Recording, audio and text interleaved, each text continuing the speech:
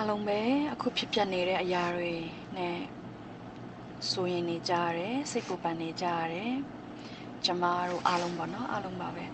ဆိုတော့ရောက်တာမကြသေးတဲ့မိသားစုတွေ green card လက်ထဲမှာမရှိသေးဘူးcitizen လည်းမရသေးဘူးဒီအထူးသဖြင့်2021နဲ့2024ကြားလောက်မှာရောက်လာတဲ့မိသားစုတွေပေါ့နော်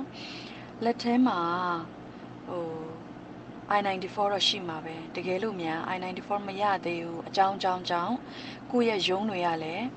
မပေးဘူးမရသေးဘူးလက်ထဲမှာမိသားစုတွေအားလုံးမရှိဘူးဆိုရင်ကျမတို့ရုံးမှာလာပြီးတော့ပြောပြလို့ရပါတယ်ကျမတက်နိုင်တဲ့လောက်ကြည့်ပြီးတော့ထုတ်ပေးပါမယ်တခါတလေကြာရင်ဒီ I-94 official website ပေါ့နော်အဲ့ဒီကနေ print ထုတ်လို့ရတယ်လူတိုင်းကိုထုတ်လို့ရတယ်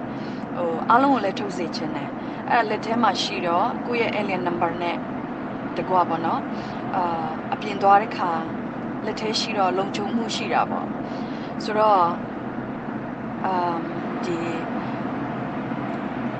အဲ့လိုမျိုးပေါ့လက်ထဲမရောက်လာသေးတဲ့မရသေးတဲ့ agency ကလူတွေကမပေးသေးတဲ့ဟာအဲ့လိုမျိုးလေးတွေပေါ့နော်ရှိလို့ရှိရင်လိုအပ်လို့ရှိရင်ကျမစီမှာလဲလာပြီးတော့